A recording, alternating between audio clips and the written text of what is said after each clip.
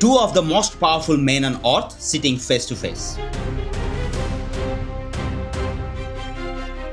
One is a dealmaker who considers himself the greatest negotiator of all history, while other is a leader who has spent decades playing the long game. When Donald Trump flew to Beijing on May 14, 2026, the whole world held its breath. This was the first time Trump ever flew to China since 2017, and it came at the worst possible time, or maybe the most important time.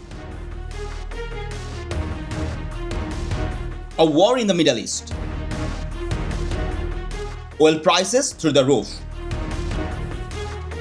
A strait which feeds the whole world's energy effectively short. And the two superpowers who needed each other but never agrees to admit it. So what actually happened behind those closed doors? And who came at the top? Today we are going to break it all down on today's episode of FactoPiaX. Watch till the end to find out what actually happened behind those closed doors when two of the world's most powerful leaders meet in Beijing.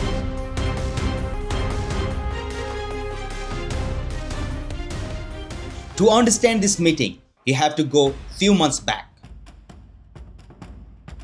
In February 2026, the United States and Israel jointly launched strikes on Iran. Iran's supreme leader Ali Khamenei was killed. And in response, Iran did something that totally shocked the world. It closed the Strait of Hormuz, that single waterway which roughly carries 25% of the world's seaborne oil and 20% of the world's liquefied natural gas. When Iran shut it down, oil price didn't just rise. It exploded from $70 a barrel to over $100. Fuel shortages spread across Asia. Flights across the Middle East were grounded. Global shipping rerouted overnight.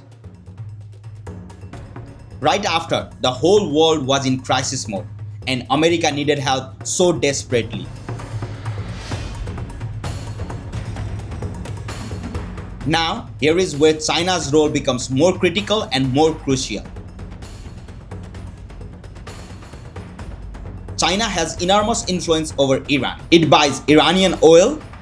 It has diplomatic leverage which the US simply doesn't have right now. If Trump needed Strait of Hormuz open, he needed Beijing on board. And she knew it. So when Trump requested to fly to Beijing, China said yes. But they made him wait a month due to Iran war. The Chinese analysts call the delay a strategic opportunity to ensure more substantive results. In other words, China was in no rush. They held the cards. While America, they did not have any options than waiting helpless. President Trump landed at Beijing Capital International Airport, and he didn't come alone by himself. He brought some of the most powerful CEOs in America: Apple, Tesla, Nvidia, Boeing, and major banks. This tells you something really important. This wasn't just a political visit. It was a business trip dressed up as diplomacy. So what were the two sides actually negotiating over? Four big things. First, trade. The US and China had been locked in a bitter trade war for years. Tariffs, counter-tariffs, technology bans, rare earth restrictions. In October 2025, they both reached a fragile truce in South Korea, agreeing to suspend some tariffs and ease the restrictions temporarily. But that truce is set to expire in 2026, and Trump needs to extend it or replace it with something better once.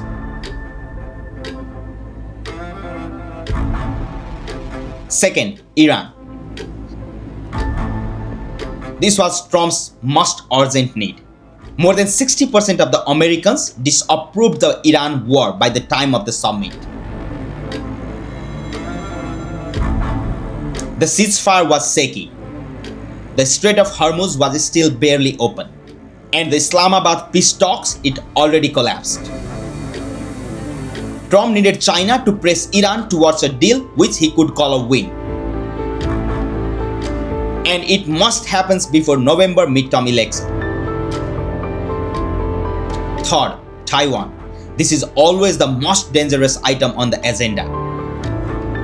Just months earlier, in December 2025, Trump had approved $11 billion worth of arms sale to Taiwan.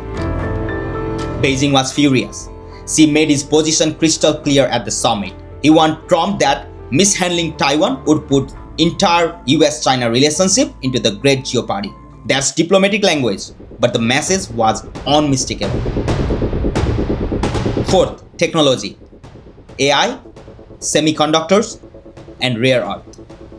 Both countries are in a race to control the technologies that will define the next 50 years. And neither side was about to give an inch here. So after 2 days of talks, handshakes, and state banquets, what did Trump actually walk away with? The honest answer, less than what he promised and more than what critics expected. Let's start with the headline deal. Boeing jets. Before the trip, Trump had floated the idea that China would order 500 aircrafts. 500. Massive number, right? But what Xi actually agreed to? Just 200. Still significant, but barely half of what Trump had hyped.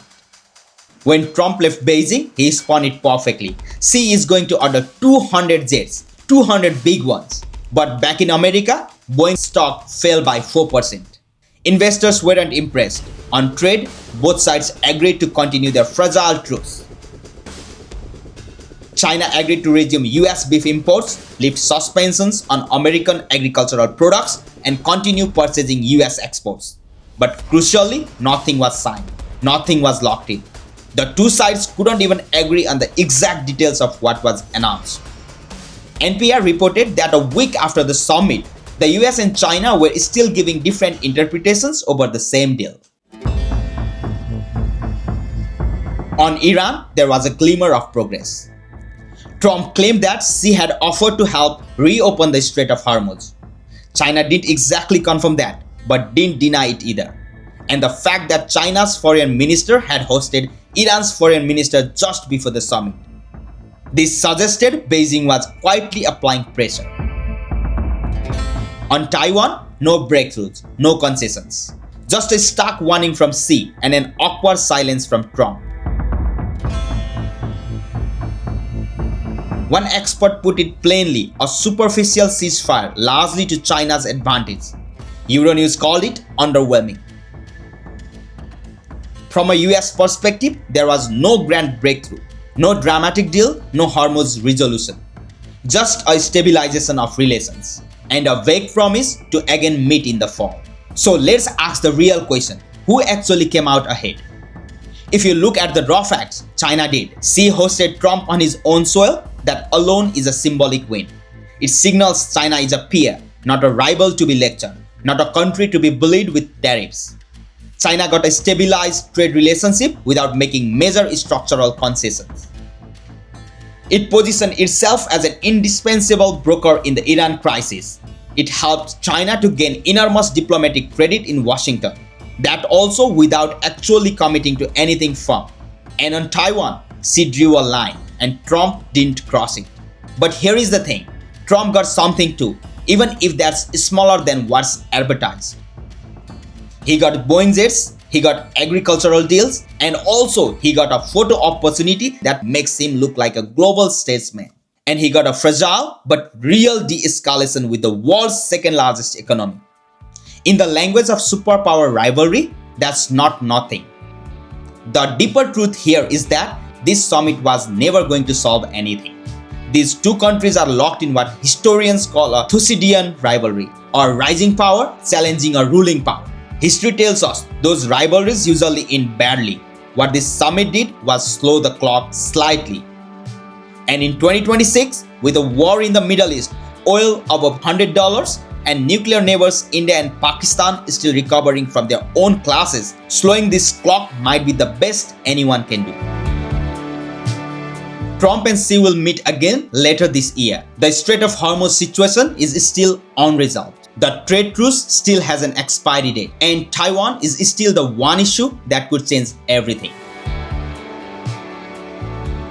The world's two most powerful nations are not at war, but they are not at peace either. They are managing, And for now, that's what passes for diplomacy. If you found this breakdown useful, make sure to subscribe to FactoPiaX because we cover the stories that shape our world without the noise. Thank you so much for watching this. See you in the next one.